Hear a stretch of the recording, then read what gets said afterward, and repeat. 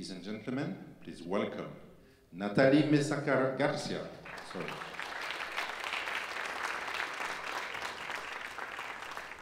Hello. I'm still thinking about Ari's comment on no dancing. I don't know how that can work. I've noticed that here in French Polynesia, dancing is a big part, and it's also in the city where I was born, in Barranquilla, Colombia. So I'm glad, Ari, you could manage to take that really city regulation out of it. So my name is Nathalie.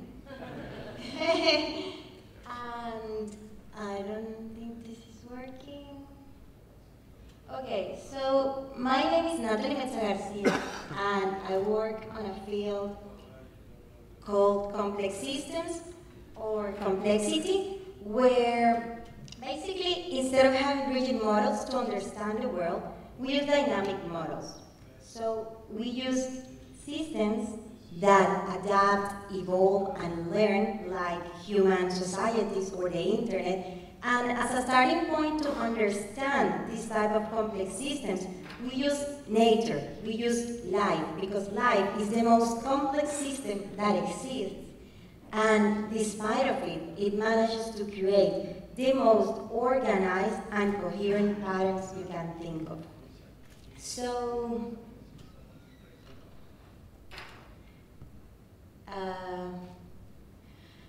in complexity, we do not see hierarchies as the most optimal model for organizing human societies, which is why we try to go from very top-down and linear information processing models to complex, to more organic and eco. Okay, so have you ever thought, what does nature and life and trees, ants, bees, corals do much better than us, humans? So it's actually many things, but today, I don't think I have managed to, okay, this one. Today I'm going to talk about how does nature manage to create the most beautiful patterns without any central control.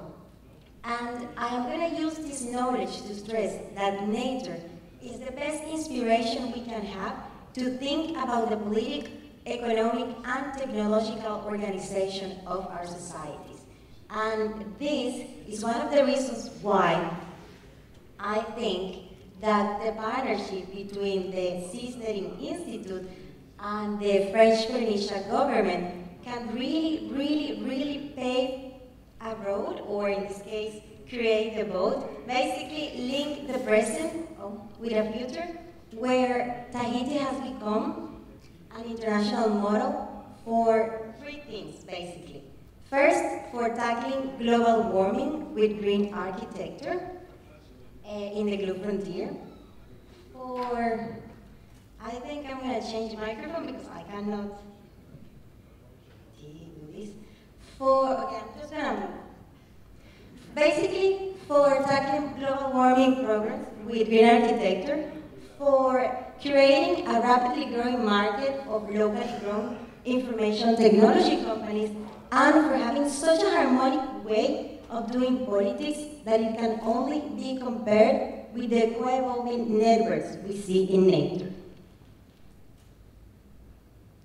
So, using nature as an inspiration has already been done in the past extensively. For example, to solve problems of cities in the land, for example, by creating models of traffic light, where traffic is regulated, not by means of programming it in a central station, but instead by locally collecting information from sensors in cars and in roads and in traffic lights, and in a decentralized way, coordinating and self-regulating traffic flow. This is a really good advantage that seasteading has, because there is not yet any precedent for how to do this on the sea, which means that as social engineers, we can really set the basis for how to grow communities that self-organize in ways that do not repeat the atrocities that were committed in the past when new societies were established. So it's one of the reasons why it's really, really relevant that we are all here today. One thing I don't understand, and that I think about a lot when I look at nature and compare it with us, is why, even if we are part of nature, we do not seem to find that dynamic equilibrium that characterizes other natural systems. If you're not aware of it, we have even caused the sixth and only species-driven extinction. So even if we're part of nature, I cannot help seeing a disconnection between nature and humans, or between nature and planet water, like Joe calls it. It makes a lot of sense. So, on the other side, when I look at nature, I cannot help appreciating its beauty and its integration, but I also see billions of years of expertise in how to evolve coherent patterns, in how to manage complex systems in sustainable ways without disrupting its natural equilibrium. At some point in one of the previous conferences, the word unstable instability arose, and I thought everything in this conference is really making a lot of sense. All the talks are coming together very nicely, because this is actually one of the characteristics that are more remarkable in nature, how it manages to have a coherence and to keep its robustness despite its flexibility. So this is why I'm here today. I'm going to talk about how nature can be seen as the best inspiration for designing our new societies, and why this is important for seasteading, both for the floating city and for the systems that may follow it. So I'm going to show you one of the most beautiful structures that I find. They are called fractals, and because we are in Tahiti, I invite you to look at some images of corals.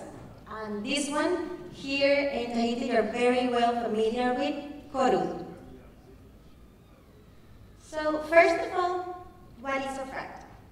So a fractal is a structure, or it's a system that repeats its bigger structure in smaller scales. And then, so basically you start with a single branch, and then it divides and creates a little version of it that is similar but different, and then it divides and it divides and it divides. The technical term is bifurcation, and if you want to do the equivalence in a more tech context, it's equivalent to the notion of working an open source project. So again, we see a connection between the main elements of seasteading: technology, its bio-inspiredness, and how its politics would function. We find fractals at all scales of the universe, from galaxies and solar systems to microscopic bacteria colonies. We even find them in trees, mountains, rivers, even in your lungs and circulatory systems. We are all fractal structures, and that's also how our societies are structured.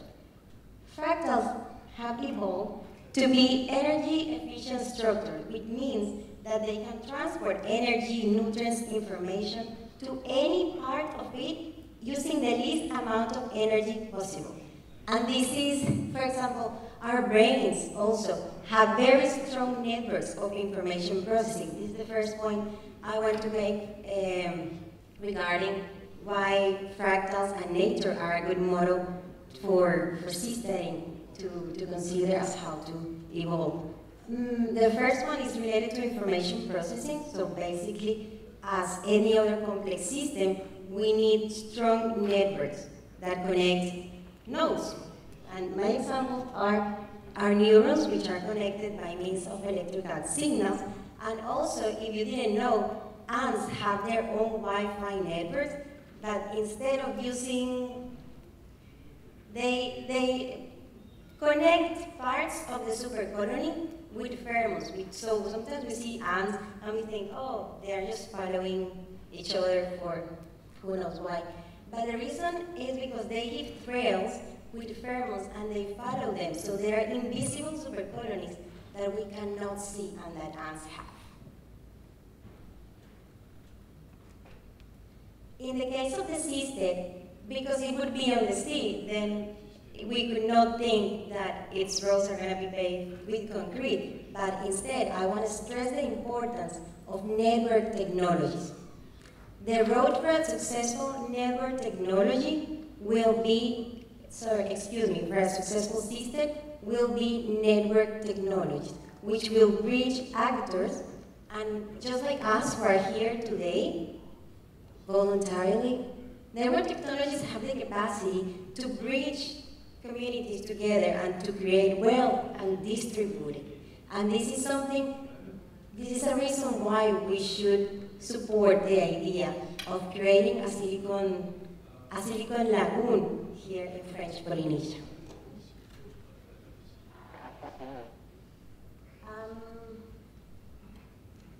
The second point I want to make is the capacity to self-organize.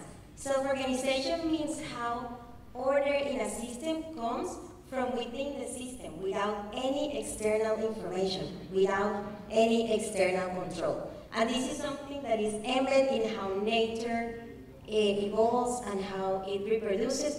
And we can see it, for example, in how an embryo develops or how a coral forms or a tree grows without any single cell or tissue deciding about the emerging order of the system. Instead, via local communication, cells decide on their own until when they are gonna grow.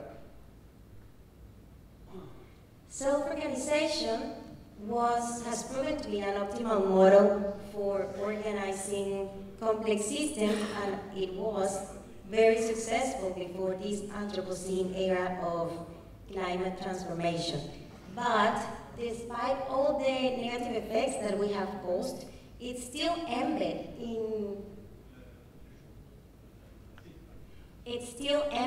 nature and in us, and it is really important to know that we still have the capacity to self-organize, and this has implications for seasteading, not only because thinking in terms of fractality can propel the creation of more mobile architectures, but because it means that we can create adaptive solutions for the most urgent problems that we are facing, where sound solutions come from harnessing and managing complexity, rather than by how it has traditionally been done in the past, which is by means of eliminating it.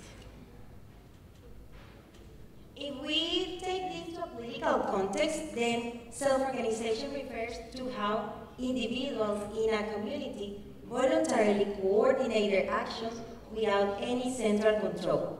Again, like us being here today, where we voluntarily decide to come here to talk about this really interesting subject in the location of what will hopefully be the first floating silicon carbon lagoon, because we're talking about the protection of life here, the first silicon carbon lagoon in the world, here in French Polynesia. The last point I want to make is the importance of swarming, or the behavior of swarming. Swarming is a combination of the both points that I made earlier, which are self-organization and having very strong networks of information processing. Swarming occurs by individuals in a community or in a collective, or in this case, birds flying together or fish swimming, by individuals collecting information, or like cells grow in the previous example, by individuals locally collecting information of their most proximal environment, and on that, depending on that, deciding what to do. So, for example, when these birds are flocking, there is no single bird that is telling any of the others where to go, where to fly to, where to move, but instead, measuring the behavior of their neighbors, the birds decide, should I turn left, should I turn right, am I too close, am I too far? And sometimes, one bird makes the decision of going to where the other ones are not going, and then sometimes he's followed, sometimes not. So then he has to go back. It's the same equivalent of forking in an open source project. The possibility to fork is there, and it depends on how your neighbors act that the fork is successful or not. If we take this to the context of a green silicon carbon lagoon here in Tahiti, then as we have extensively stressed in these days and in the days that follow, we are going to necessarily be talking about self-regulation and interconnection.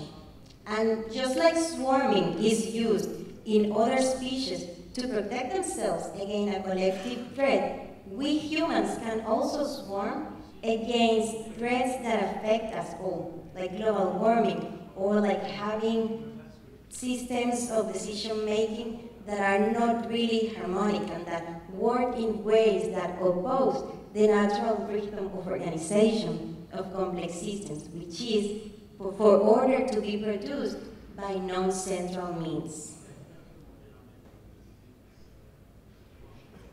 I hope, and I'm sure actually, that in the medium term, the floating city will be seen as a remarkable example of how a political technology managed to create very sound solutions to collective problems, because I can see that it has at least 3 of the characteristics that make living systems and life so successful and for fractals to be so ubiquitous. The first one, again, is information processing in complex networks. The second one, the capacity to self-organize without any central control. And the third one is the open possibility to swarm, but also the fact that swarming is based on individual decision-making. And so, by means of, I think that the floating city is going to set the precedent for us to create new models of cities and of societies. And if we continue to expand the model and the use of cities that are blue and green and open, adaptive, resilient, dynamic, that are politically harmonic and technologically oriented, we can find sound solutions to problems not only of environmental nature, but also ones where political solutions carry harmony as the flag of political interactions. And harmony has not really been considered, or it has not been the central point of how political decisions are made. And I think that if we have the technology nowadays to create projects as advanced as the one we are talking about here, then it's time also to shift our models of decision making to ones that are more coherent with the type of societies that we are thinking about, and also with our nature as humans and as part of nature. So I'll close by saying that seasteading will come, and that we will eventually expand to the sea, which is, I can tell you, because not only the technology is there, but also it's really nice to see that there's people from all over the world interested and thinking in the same direction. And I was recently asked, why was this important? And I thought of a parallel that I want to share with you here today. If I had to stress how relevant this project is, not only as a technology or in terms of the environment, but also in terms of the economic and political implications, I would say that it's equivalent in these two aspects to what in computer science and its extensions to society, it was the creation of the internet a few decades ago. So, like that and nothing less, I will embrace it, and I'm really happy to see so many people interested.